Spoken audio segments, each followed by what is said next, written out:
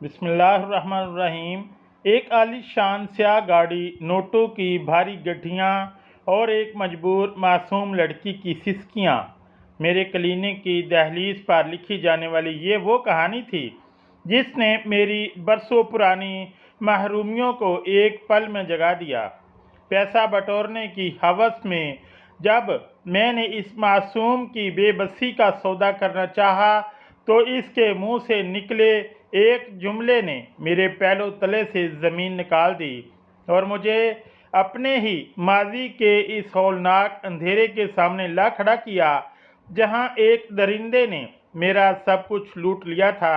दौलत, इंतकाम और कुदरत के बेआवाज़ इंसाफ की ये सनसनीखेज दास्तान इस वक्त अपने अंजाम को पहुंचती है जब माजी का वो मक्कार मुजरम खुद मेरी चौखट पर घुटनों के बल बैठकर अपने गुनाहों की इबरतनाक सज़ा का एतराफ़ करता है। मैं अपने क्लिनिक पर बैठी हुई थी और बाहर एक बहुत बड़ी सी गाड़ी आकर रुकी। वो इतनी बड़ी स्याह रंग की गाड़ी थी कि इसे देखकर मेरी आंखों में चमक आ गई, क्योंकि बहुत अरसे से मैं ऐसी ही गाड़ी खरीदने की ख्वाहिश रखती थी, मगर यह सब मेरे बस में कहाँ था। मैं बस क्लिनिक की खिड़की से हसरत भरी निगाहों से इस गाड़ी को देख रही थी कि तभी इस गाड़ी में से एक बूढ़ा उतरा और साथ ही एक लड़की भी बाहर आई। वो बहुत कम उम्र लड़की थी जिसे वो बूढ़ा हाथ पकड़कर मेरे क्लिनिक के अंदर ला रहा था। तो और ये देखकर मैं हैरान रह गई थी कि वो मेरे क्लिनिक में क्यों आ रहे हैं, क्योंकि मेरा क्लिनिक तो सिर्फ औरतों के ख़ास मसाइल के लिए था और वो लड़की काफ़ी छोटी थी। मैं जल्दी से सेट होकर अपनी कुर्सी पर बैठ गई, क्योंकि मैं कोई डॉक्टर नहीं थी बल्कि मैं एक नर्स थी जिसने सालों एक गवर्नमेंट अस्पताल में नौकरी करने के बाद तजुर्बा हासिल किया था और फिर कम तनख्वाह मिलने की वजह से अपना ही क्लिनिक खोल लिया था। लेकिन कोई नहीं जानता था कि मैं डॉक्टर नहीं बल्कि नर्स थी, क्योंकि मैं हमेशा खुद को डॉक्टर ही जाहिर करती थी। जैसे ही वो दोनों अंदर दाखिल हुए, मैंने एक पेशा वाराना संजीदगी अपने चेहरे पर तारी कर ली और अपनी ऐनक नाक पर टिकाते हुए इन्हें गौर से देखा। इस बूढ़े ने कमरे का जायज़ा लिया और फिर बराह रास्त मेरे सामने वाली कुर्सी पर बैठ गया, जबकि वो लड़की बेचारी खौफ के मारे दीवार से लग कर खड़ी हो गई थी। इस बूढ़े ने बगैर किसी तमहीद के नोटों की एक भारी गड्ढी मेरे मेज़ पर रखी और खरखरी आवाज़ में बोला कि डॉक्टर साहिबा, इस लड़की का आबोशन करना है और ये काम आज ही होना चाहिए। मैंने इन नोटों को देखा तो मेरा दिल ज़ोर से धड़का, मगर मैंने अपनी तरबियत का फ़ायदा उठाया और चेहरे पर गुस्से के तासुरात लाते हुए इन पैसों को एक तरफ धकेल दिया और सख्ती से कहा कि आपको शायद गलत फहमी हुई है। मैं ख़ानदानी डॉक्टर हूँ और यहाँ सिर्फ कानूनी और जायज़ मरीज़ों का इलाज होता है। आप जिस काम की बात कर रहे हैं वो एक संगीन जुर्म है और मैं अपनी बरसों की इज्जत एक लम्हे में खाक में नहीं मिला सकती। आप मेहरबानी करके यहाँ से तशरीफ़ ले जाएं। इस बूढ़े के चेहरे पर थोड़ी परेशानी आई और इसने अपनी जेब से एक और गड्डी निकाल कर पहली वाली के ऊपर रख दी और कहने लगा कि डॉक्टर साहिबा, इज्जत और शोहरत सब पैसों से बनती है। आप बस इस बोझ को ख़त्म करें। मैं आपको इतने पैसे दूंगा कि आपकी नस्लें याद रखेंगी। मैंने अभी भी हामी नहीं भरी बल्कि अपनी कुर्सी से खड़ी हो गई और कहा कि यह सिर्फ पैसों का मामला नहीं है, बल्कि इसमें लड़की की जान को भी खतरा हो सकता है और अगर पुलिस को पता चल गया तो मेरा क्लिनिक सील हो जाएगा। मैं ऐसे गैर कानूनी कामों में हाथ नहीं डालती। बूढ़ा मेरी इस हिचकिचाहट को देखकर मजीद बजीद हो गया और इसने अपनी गाड़ी की चाबी भी मेज़ पर रख दी और बोला कि यह सब आपका है, बस मेरा ये काम कर दें। मैंने दिल ही दिल में मुस्कुराते हुए सोचा कि अब शिकार पूरी तरह जाल में फंस चुका है।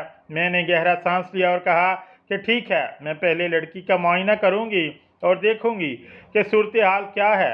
आप बाहर बैठें। बूढ़ा बाहर निकला तो मैंने लड़की को अपने करीब बुलाया। वो कांप रही थी और इसकी आंखें बताती थीं कि वो कितनी मजबूर थी। मैंने इसे जब अपने करीब बिठाया तो इसकी आंखों में अपनी जवानी की झलक दिखाई दी। वो बिल्कुल मेरी ही जैसी थी और मुझे ऐसे लगा जैसे किसी ने मेरा माजी मेरे सामने ला कर रख दिया हो। एक लम्हे के लिए मैं सब कुछ भूल गई। पैसा, दौलत, गाड़ी सब पीछे रह गए और मुझे बस इसकी आंखों की बेबसी ने तोड़ दिया। मैंने इससे नरमी से पूछा, क्या यह बूढ़ा तुम्हारा कौन है और तुम्हें यहाँ क्यों लाया है? और फिर जो बात इस लड़की ने बताई वो सुनकर मेरे रोंगटे खड़े हो गए। इस लड़की ने अपनी लरजती हुई आवाज़ में मेरा हाथ थामा और सिसकियां भरते हुए कहने लगी कि मेरा नाम फ़ाइज़ा है और मैंने एक बहुत ही गरीब घराने में आँख खोली थी। हमारे हालात इतने बुरे थे कि कभी 2 वक्त की रोटी मिल जाती तो कभी फाकों की नौबत आ जाती। मैंने बचपन से ही आँखों में डॉक्टर बनने को ख्वाब सजा रखे थे और मैं सफ़ेद कोट पहनकर लोगों की ज़िंदगियां बचाना चाहती थी, लेकिन ये सब कुछ हम जैसे गरीबों के लिए शायद मुमकिन नहीं होता। ख्वाब देखना तो मुफ्त था, मगर इन्हें पूरा करने के लिए जिस सरमाए की ज़रूरत थी वो हमारे पास कहाँ था। इसीलिए बहुत छोटी सी उम्र में ही मैंने अपनी माँ के साथ काम करना शुरू कर दिया। मेरी माँ शहर के एक बड़े सरकारी अस्पताल में सफाई का काम करती थी। मैं रोज़ाना इसके साथ जाती और वहाँ के लिबास और फिज़ा में खुद को ढालने लगी। मैं अपनी माँ का हाथ बटाती, फर्श साफ करती और कचरा उठाती, मगर मेरी नज़रें हमेशा इन लेडी डॉक्टरों पर होती जो वक़ार से राहदारियों में चलती थीं।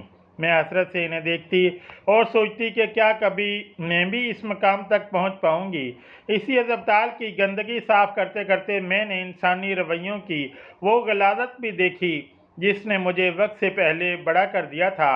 मुझे याद है कि कैसे लोग हमें हकारत से देखते थे, जैसे हम इंसान नहीं बल्कि इसी कचरे का हिस्सा हों जिसको हम साफ करते थे। मेरी माँ अक्सर मुझसे कहती थी कि फ़ाइज़ा, तुम ये ख्वाब देखना छोड़ दो, क्योंकि हम जैसे लोगों की किस्मत में सिर्फ दूसरों की गलादत साफ करना लिखा है। मगर मेरे अंदर की ज़िद्दी लड़की हार मानने को तैयार नहीं थी। मैंने वही छुप छुप कर नर्सों के काम देखना शुरू की और आहिस्ता आहिस्ता इंजेक्शन लगाना और ज़ख्मों पर पट्टी करना सीख लिया। मैं लोगों से चोरी छुपे बहुत कम पैसे लेकर इनकी मदद करने लगी थी। जहाँ अस्पताल में इन्हें पर्ची बनवाने के लिए 50 रुपये देने पड़ते, मैं 20 रुपये में सिर्फ इंजेक्शन लगा देती। मैं बहुत खुश थी कि ये सब कुछ ठीक चल रहा है और गरीब मरीज़ भी मुझसे खुश थे कि इनके कुछ पैसे बच जाते हैं। लेकिन एक दिन एक सीनियर डॉक्टर ने मुझे ये हरकत करते हुए रंगे हाथों पकड़ लिया। वो गुस्से से आग बगोला हो गया और मुझे बाजू से खींचते हुए खाली कमरे में ले गया। इसका चेहरा गुस्से से तमतमा रहा था और वह चिल्लाने लगा कि मैं अभी जाकर मैनेजमेंट से तुम्हारी शिकायत करता हूँ।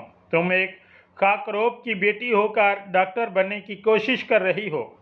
अगर किसी भी मरीज को कुछ हो गया या किसी का रिएक्शन हो गया तो इसका जिम्मेदार कौन होगा?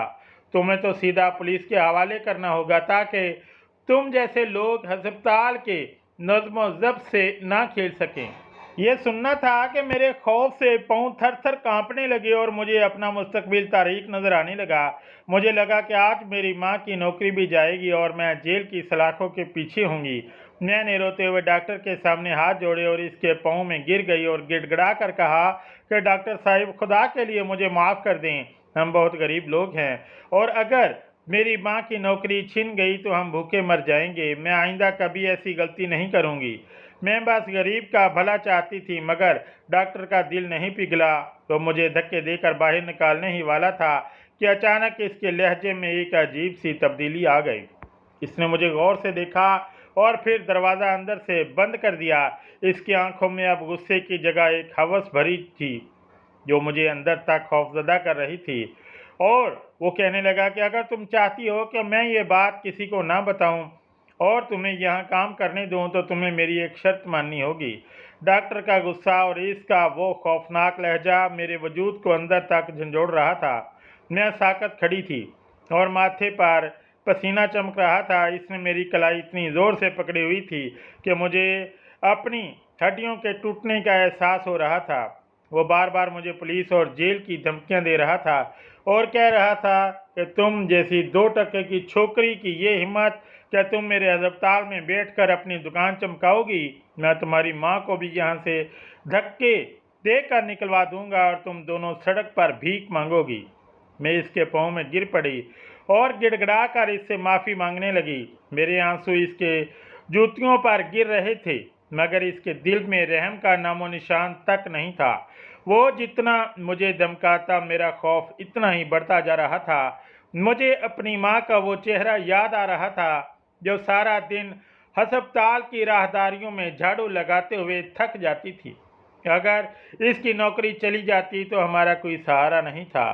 मैंने रोते हुए कहा कि डॉक्टर साहिब, मैं बहुत गरीब हूँ, मुझसे गलती हो गई। मैं आइंदा कभी किसी मरीज को हाथ नहीं लगाऊंगी, बस मेरी माँ की नौकरी बचा लें। वो एकदम खामोश हो गया और इसने मुझे झटके से ज़मीन से उठाया। इसकी आंखों में अब वो गुस्सा नहीं था, बल्कि एक ऐसी गंदी नज़र थी जो मेरे कपड़ों को चीरती हुई महसूस हो रही थी।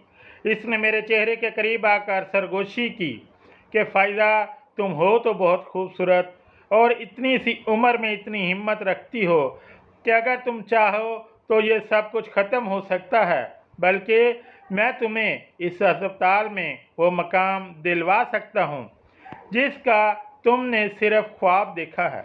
मैं हैरान रह गई कि अभी तो ये शख्स मुझे जेल भेजने की बातें कर रहा था और अभी इसके लहजे में शहद कहाँ से आ गया। मैंने सहमे हुए लहजे में पूछा कि डॉक्टर साहिब, अब क्या कहना चाहते हैं? इसने एक मकाराना मुस्कुराहट के साथ मेरा रुखसार छुआ और कहा कि बस मेरी कुछ छोटी सी ख्वाहिशात हैं, अगर तुम इन्हें पूरा करती रहो तो मैं तुम्हें नर्स भी बना दूंगा और किसी को पता भी नहीं चलेगा कि तुम्हारे पास कोई डिग्री नहीं है। मेरी रूह तक कांप गई। इसकी इस बात में छुपी गलाजत ने मुझे अंदर से मार दिया था। एक तरफ मेरी इज्जत थी और दूसरी तरफ मेरी माँ की रोटी और मेरा वो ख्वाब जो मैं बचपन से देख रही थी। मैं इस कमरे में कैद थी और बाहर दुनिया अपनी रफ्तार से चल रही थी, मगर मेरे लिए वक्त थम गया था। मेरा दिल चाह रहा था कि मैं चीखूं, मगर मेरी आवाज़ गले में ही फंस कर रह गई थी। और डॉक्टर धीरे धीरे मेरे करीब आ रहा था और मैं दीवार से लगती जा रही थी। मेरे पास भागने का कोई रास्ता नहीं था, क्योंकि अगर आज मैं भाग जाती तो मेरा मुस्तकबिल हमेशा के लिए अंधेरों में डूब जाता। मैंने खुद को इस दरिंदे सिर्फ डॉक्टर के हवाले कर दिया और इसने अपनी हवस पूरी कर ली। मुझे लगा था कि इसके बाद वो अपने वादे के मुताबिक मुझे अस्पताल में कोई काम दिलवा देगा और सब कुछ ठीक हो जाएगा, मगर हवस मिटते ही इसके तेवर बदल गए। इसने मुझे इस्तेमाल करने के बाद हकारत से देखा और धकेल कर कमरे से बाहर निकाल दिया। मैं बदहवास ही अपनी चादर संभाल रही थी और वो सर्द लहजे में कहने लगा कि फ़ायज़ा, यही काफ़ी है कि मैं तुम्हारी किसी से कंप्लेन नहीं कर रहा और तुम्हें पुलिस के हवाले नहीं कर रहा। इससे ज़्यादा मैं तुम्हारे लिए कुछ नहीं कर सकता। जाओ यहाँ से और दोबारा मेरे सामने मत आना। मैं वहीं खड़ी रोती रही, बिलखती रही। इसके पाँव पड़ी कि तुमने तो वादा किया था, तुमने मेरी इज्जत लूट ली, अब मैं कहाँ जाऊँगी? मगर इसके दिल में रहम का एक कतरा भी न था। इसने मुझे बाजू से पकड़कर राहदारी में झटक दिया।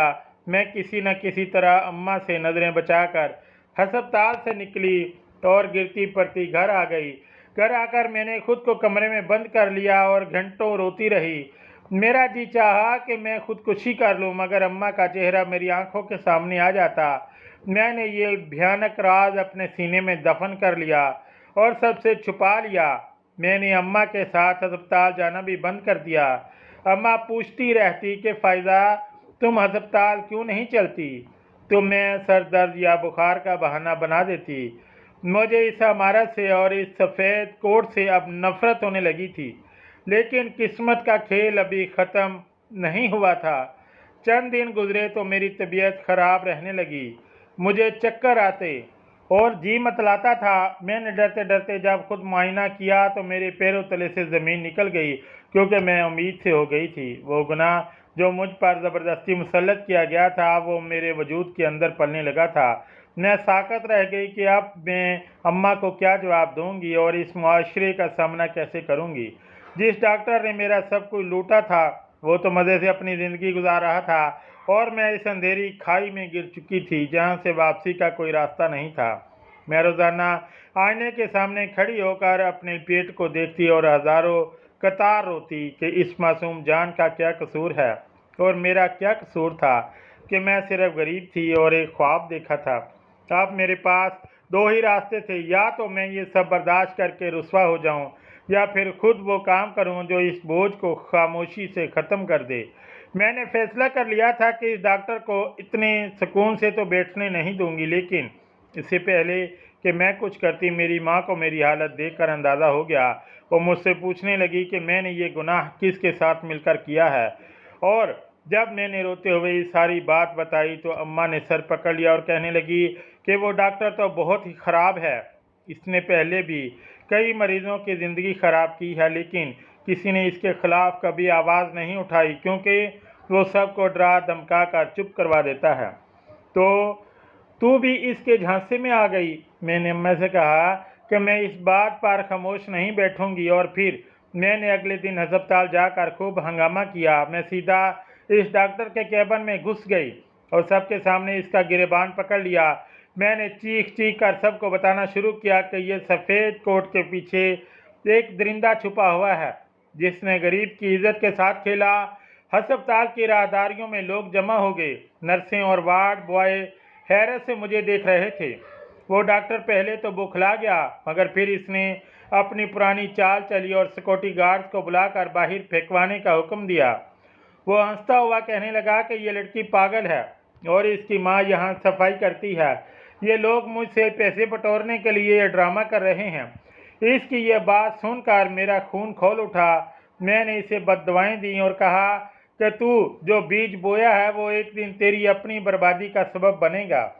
इस हंगामे का नतीजा ये निकला कि मेरी माँ की नौकरी भी चली गई और हमें वहाँ से रुस्वा करके निकाल दिया गया। हम सड़क पर आ गए। न सर छुपाने की छत थी और ना ही पेट भरने को रोटी। अम्मा सारा दिन रोती रहती और मुझे कोसती कि तुमने हंगामा क्यों किया। अब हम कहाँ जाएंगे, लेकिन मेरे अंदर की आग ठंडी नहीं हुई थी। मैंने सोच लिया था कि अगर ये दुनिया मुझे इज्जत से जीने नहीं देगी तो मैं भी इस दुनिया के असूलों पर नहीं चलूँगी। मैंने खुद अपना अबॉर्शन किया। वो तकलीफ़, वो कर्ब मैं कभी नहीं भूल सकती। मैंने अकेले ही इस दर्द को सहा और इस बोझ को अपने वजूद से अलग कर दिया।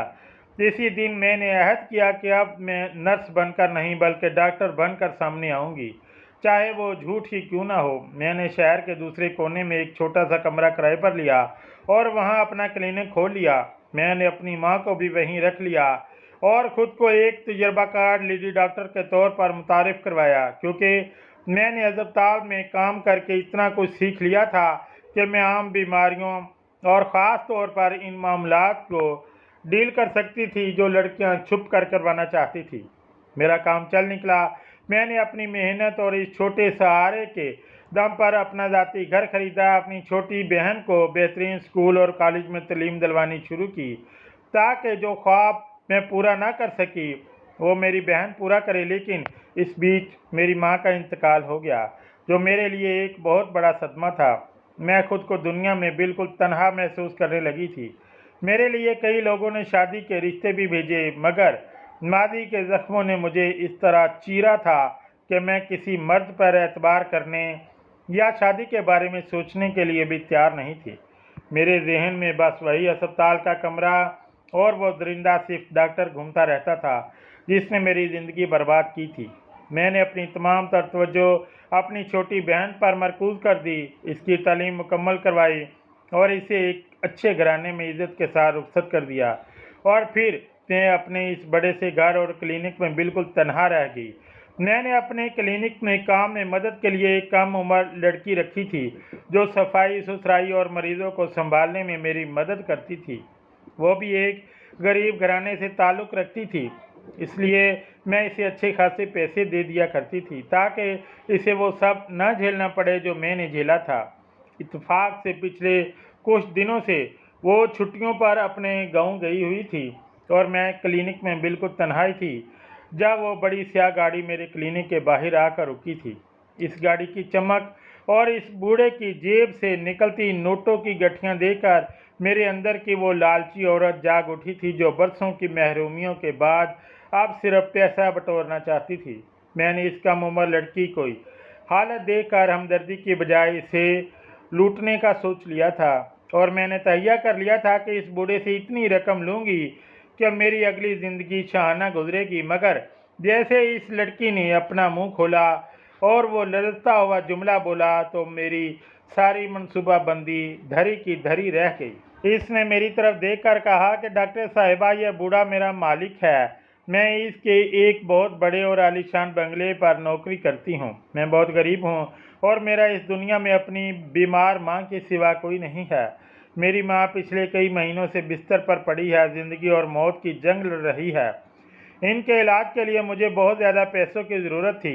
मैंने हर जगह हाथ फैलाए, हर किसी से मदद मांगी, मगर इस दुनिया में किसी ने मेरी पुकार ना सुनी। जब मैं थक हार गई तो मैंने इस बूढ़े मालिक के सामने झोली फैलाई और अपनी माँ की ज़िंदगी की भीख मांगी। इसने मेरी बेबसी को अपनी हवस की ढाल बना लिया। इसने मुझसे कहा कि वो मेरी माँ के इलाज का सारा खर्च उठा लेगा, लेकिन इसके बदले मैं इसे मेरी जवानी और मेरा वजूद चाहिए। पहले तो ये सुनकर मेरे पैरों तले से ज़मीन निकल गई और मैंने साफ इनकार कर दिया। मैंने सोचा कि मैं भीख मांग लूँगी, फाके कर लूँगी, मगर अपनी इज्जत का सौदा कभी नहीं करूँगी। लेकिन वक्त गुजरने के साथ साथ मेरी माँ की हालत बिगड़ती गई। वो मेरे सामने तड़पती थी और अस्पताल वाले पैसों के बगैर इन्हें हाथ लगाने को तैयार न थे। एक तरफ मेरी गैरत थी और दूसरी तरफ मेरी माँ की ज़िंदगी का चिराग जो बुझने वाला था। मेरे पास कोई रास्ता नहीं बचा था। मैं टूट गई और अपनी माँ को बचाने की खातिर मैंने मजबूरन खुद को इस दरिंदे के हवाले कर दिया। मैंने सोचा था कि शायद एक बार की कुर्बानी से सब ठीक हो जाएगा, मगर इस हवसप्रस्त बूढ़े ने मुझे तमाशा बना दिया और जब इसे पता चला कि मैं इस हाल में पहुंच गई हूं, तो वो अब अपनी सफ़ेद पोशी का भरम रखने के लिए मुझे आपके पास लाया है ताकि वो इस गुनाह के सबूत को हमेशा के लिए मिटा सके। डॉक्टर साहिबा, मैं बहुत मजबूर हूँ। अगर मेरी माँ को इस बात का पता चला तो वो जीते जी मर जाएगी और ये मुआशरा मुझे कहीं का नहीं छोड़ेगा। इस लड़की की बात सुनकर मेरे कानों से साएं साएं होने लगी। मुझे ऐसे लगा जैसे इस लड़की के रूप में मैं खुद खड़ी हूँ। वही बेबसी, वही गुर्बत और वही दरिंदगी जो बरसों पहले मेरे साथ हुई थी, आज दोबारा मेरे सामने एक नई शक्ल में मौजूद थी। इस बूढ़े की वो स्याह गाड़ी और वो दौलत अब मुझे खून में लथपथ नजर आने लगी थी। मेरा दिल चाह रहा था कि मैं बाहर जाकर इस बूढ़े का गला घोंट दूं, जिसने एक मासूम की ज़िंदगी सिर्फ चंद रुपयों के बदले बर्बाद कर दी थी। लेकिन मैंने अपने जज्बात पर काबू पाया, क्योंकि अब मुझे सिर्फ इस लड़की को नहीं बचाना था, बल्कि इस बूढ़े को ऐसी इबरतनाक सज़ा देनी थी कि वो अपनी बाकी मांदा ज़िंदगी मौत की दुआएं मांगते हुए गुजारे। मैंने इस लड़की की आंखों में झांकते हुए कहा कि देखो, तुम अकेली नहीं हो, मैं तुम्हारी मदद करना चाहती हूँ, लेकिन इसके लिए तुम्हें हिम्मत दिखानी होगी और मेरा साथ देना होगा। वो लड़की जो अब तक सिर्फ रोना जानती थी, मेरी बातों से इसे जैसे ज़िंदगी की एक नई उम्मीद मिल गई। इसने अपने आंसू पोंछे और सर हिलाकर मुझ पर भरोसा करने का यकीन दिलाया। मैंने इसे समझाया था कि आप बाहर जाकर इसे कैसा बर्ताव करना है। फिर मैंने बड़े इत्मीनान से दरवाज़ा खोला और इस बूढ़े को अंदर बुलाया। वह बूढ़ा अपनी मोटी तोंद संभाले बड़े गुरूर से अंदर दाखिल हुआ, जैसे इसे यकीन हो कि पैसा हर ज़मीर खरीद सकता है। मैंने अपने चेहरे पर एक पेशावराना मुस्कुराहट सजाई और बड़े अदब से कहा कि देखिए जनाब, मैंने मुआयना कर लिया है, लड़की की हालत अभी थोड़ी कमज़ोर है, इसलिए मैंने इसे कुछ ज़रूरी दवाएं दे दी हैं ताकि कल इसका जिस्म इस तकलीफ दे अमल के लिए तैयार हो सके। आपको इसे कल दोबारा इसी वक्त यहाँ लाना होगा ताकि मैं इसका बच्चा ज़ाया कर सकूँ और सब कुछ खामोशी से ठीक हो जाए। ये सुनकर इस बूढ़े की बदसूरत चेहरे पर कमीनी सी खुशी फैल गई। इसे लगा कि इसका गुनाह अब हमेशा के लिए दफन होने वाला है। इसने मेज़ पर पहले से पड़ी नोटों की गड्डियों की तरफ इशारा किया और कहा कि डॉक्टर साहिबा, ये तो अभी शुरुआत है, आप बस ये काम सफाई से कर दें। कल जब ये बोझ ख़त्म हो जाएगा तो मैं वादा करता हूँ कि आपको इस स्याह गाड़ी का तोहफा भी दे दूंगा जो बाहर खड़ी है। और फिर वो इस मासूम लड़की का हाथ पकड़कर फातहाना अंदाज में वहां से चला गया। मुझे इसकी पुश्त देखकर घिन आ रही थी, मगर मैंने अपने गुस्से को दबा लिया क्योंकि मेरा असल वार अभी बाकी था। जैसे ही वो गाड़ी नज़रों से ओझल हुई, मैंने क्लिनिक का दरवाज़ा अंदर से बंद किया और अगले दिन का वो खौफनाक मंसूबा तैयार करने लगी जिसने इस बूढ़े की ज़िंदगी बदल कर रख देनी थी। मैंने सोच लिया था कि इसे सिर्फ पुलिस के हवाले करना काफ़ी नहीं होगा, क्योंकि इस जैसे लोग पैसों के ज़ोर पर छूट जाते हैं। मुझे इसे ऐसी इबरतनाक सज़ा देनी थी कि वो अपनी मर्दानगी और अपनी दौलत दोनों पर मातम करे। मैंने इस रात एक बहुत कीमती और जदीद वीडियो रिकॉर्डर ख़रीदा और इसे अपने क्लिनिक के एक खुफिया कोने में छुपा कर नस्ब कर दिया, जहाँ से इस बूढ़े का चेहरा और एक एक तासुर साफ रिकॉर्ड हो सके। मैंने पूरी रात जाकर अगले दिन का इंतज़ार किया, क्योंकि ये सिर्फ इस लड़की का नहीं बल्कि मेरे माजी का भी हिसाब था। जब अगली सुबह वो बूढ़ा दोबारा इसी स्याह गाड़ी में इस मासूम लड़की को लेकर मेरे क्लिनिक पहुंचा, तो इसके चेहरे पर एक अजीब सी बेसब्री थी। वो चाहता था कि बस जल्दी से ये गुनाह मिट जाए और वह अपनी पुरसकून ज़िंदगी में वापस लौट जाए। मैंने इसे अपने सामने बिठाया और जानबूझकर सवाल जवाब का सिलसिला शुरू कर दिया। मैंने बहुत संजीदगी से कहा कि देखिए जनाब, ये एक बहुत बड़ा रिस्क है। मैंने कल रात इस केस पर गौर किया और मुझे डर लग रहा है कि कहीं मैं बाद में किसी कानूनी चाराजोई में ना फंस जाऊं। मुझे पहले सच सच बताना होगा कि ये लड़की आपकी कौन है और आप इसका अबॉर्शन क्यों करवाना चाहते हैं। पहले तो वो तिलमिला उठा और साफ कहने लगा कि डॉक्टर साहिबा, मैं ये सब बताना ज़रूरी नहीं समझता, आपको अपनी रकम से मतलब होना चाहिए। लेकिन जब मैंने सख्ती दिखाई और कहा कि इस मालूमात के बगैर मैं ऑपरेशन नहीं करूंगी क्योंकि वो मुझे अपनी साख और जान प्यारी है, तो वो थोड़ा नरम पड़ गया। इसने एक हकारत अमेज़ मुस्कुराहट के साथ मेरी तरफ देखा और कहने लगा कि डॉक्टर साहिबा, आप भी खाम खा डर रही हैं। ये लड़की मेरी गरीब मुलाजमा है, इसकी औकात ही क्या है कि ये मेरा कुछ बिगाड़ सके। इसकी माँ अस्पताल में मौत और ज़िंदगी की कश्मकश में पड़ी है और इसके इलाज के सारे पैसे मैं दे रहा हूँ। बस मैं ये नहीं चाहता कि ये बाद में मेरी बीवी और बच्चों को मालूम हो जाए, क्योंकि माशरे में मेरा एक नाम और मकाम है। इसलिए मैं इसका अबॉर्शन करवा कर इस किस्से को हमेशा के लिए ख़त्म करना चाहता हूँ। वो बड़ी डटाई और बेशर्मी से मेरे सामने अपने एक एक गुनाह का एतराफ़ कर रहा था। इससे अंदाज़ा ही नहीं था कि इसकी ये तमाम गुफ्तगू और इसका मकार चेहरा इस छोटे से कैमरे में रिकॉर्ड हो रहा है, जो इसकी बर्बादी का परवाना बनने वाला था। मैंने इसकी बातें सुनकर अपना गुस्सा जब्त किया और इसे बाहर वेटिंग एरिया में भेज दिया। मैं लड़की को अबॉर्शन के नाम पर ऑपरेशन थिएटर के अंदर ले गई, लेकिन मैंने इसका बच्चा ज़ाया नहीं किया था, बल्कि मैंने इसे पहले ही समझा दिया था कि इसे सिर्फ एक छोटा ड्रामा करना है। मैंने इसे बेड पर लटाया और कुछ आलात की आवाज़ें निकालना शुरू की ताकि बाहर बैठे इस बूढ़े को लगे कि काम शुरू हो चुका है। मैंने लड़की के कान में सरगोशी की कि डरो मत, मैंने तुम्हारा बच्चा ज़ाया नहीं किया, बल्कि मैं तुम्हें और तुम्हारी माँ को इस दरिंदे से हमेशा के लिए निजात दिलवाने वाली हूँ। बस थोड़ी देर बाद दर्द का ड्रामा करना और फिर खामोश हो जाना जैसे तुम बेहोश हो गई हो। मैंने कुछ देर बाद कमरे में हल्का सा शोर मचाया और फिर बाहर जाकर इस बूढ़े से कहा कि ऑपरेशन मुकम्मल हो गया है और अब आपको वो वादा पूरा करना होगा जो आपने मुझसे किया था। वो खुशी से फूले नहीं समा रहा था, मगर इसे क्या पता था कि असल खेल तो अब शुरू हुआ है। इस बूढ़े के जाने के बाद मैंने वो वीडियो इसकी बीवी के नंबर पर भेज दी, वो नंबर जो मैंने इस लड़की से लिया था, और साथ ही वो वीडियो सोशल मीडिया पर अपलोड कर दी। मैंने बड़ी महारत से इस वीडियो में लड़की का चेहरा तो ब्लर कर दिया था ताकि इसकी पहचान और इज्जत महफूज रहे, लेकिन इस बूढ़े का चेहरा बिल्कुल वाज़ह रखा था ताकि दुनिया इस सफ़ेद पोश दरिंदे की असल हकीकत देख सके। देखते ही देखते वो वीडियो आग की तरह फैल गई और सोशल मीडिया पर तेज़ी से शेयर होने लगी। हर तरफ इस बूढ़े की मजम्मत हो रही थी और लोग इसके खिलाफ कार्रवाई का मुतालबा कर रहे थे। मैंने लड़की को पहले ही समझा दिया था कि यहाँ से निकलने के बाद इसे क्या करना है।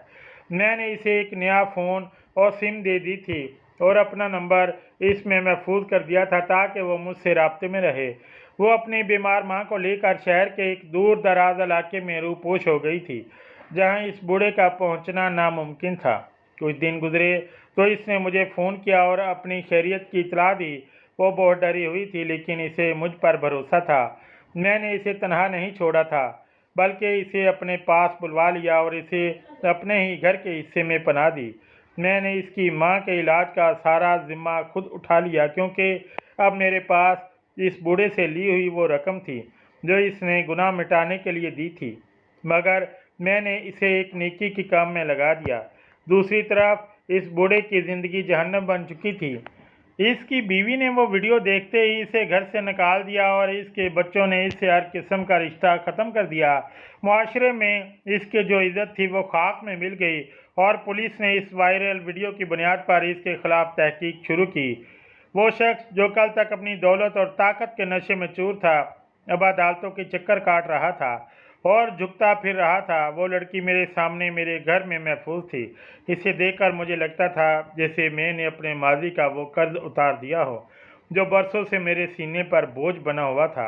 मैंने इसे अपनी छोटी बहन की तरह रखा और इसे हौसला दिया कि ज़िंदगी अभी ख़त्म नहीं हुई, बल्कि ये तो एक नई शुरुआत है।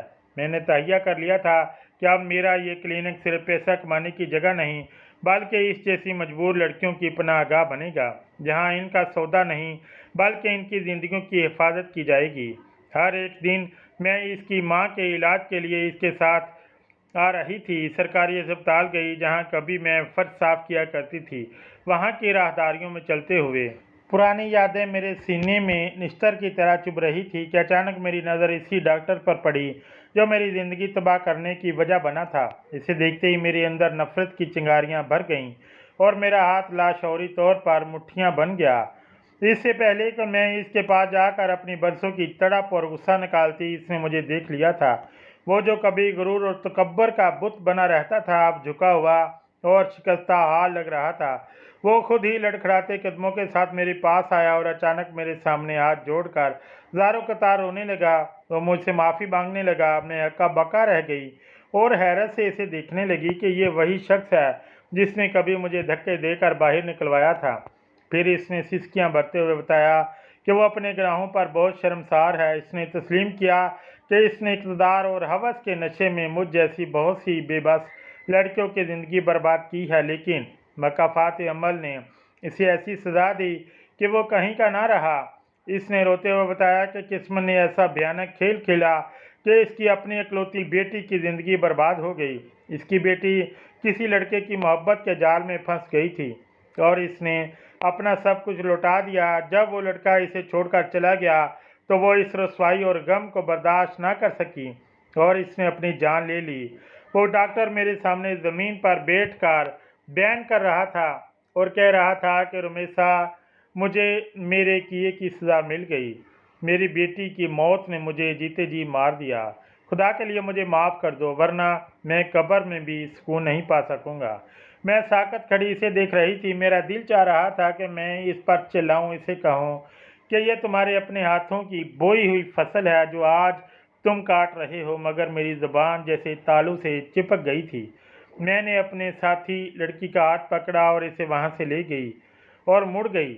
मैं इसे बिना माफ़ किए वहाँ से वापस आ गई, क्योंकि शायद इसे माफ़ करने का ज़रफ़ मुझ में नहीं था। कुछ ज़ख्म ऐसे होते हैं जो भर तो जाते हैं, मगर इनका निशान कभी नहीं मिटते। मैंने महसूस किया कि कुदरत का इंसाफ सबसे बड़ा है, जिसने इस शख्स को इसी मकाम पर ला खड़ा किया जहाँ इसने दूसरों को पहुँचाया था। मैं अपने घर वापस आ गई और इस लड़की को सीने से लगा लिया। अब मुझे एहसास हुआ कि बदला लेना ही सब कुछ नहीं होता, बल्कि किसी मजबूर की ज़िंदगी संवार देना ही असल जीत है। वो और इसकी माँ अब मेरी फैमिली थे और मैंने अहद कर लिया था कि अब मेरी बकिया ज़िंदगी इन लोगों के लिए वक़्फ़ होगी जिन्हें इस बेरहम माशरे ने ठुकरा दिया था। मेरा क्लिनिक अब सिर्फ़ एक इलाजगाह नहीं, बल्कि एक उम्मीद की किरण बन चुका था और मैं एक जाली डॉक्टर नहीं, बल्कि एक सच्ची मसीहा बनकर जी रही थी।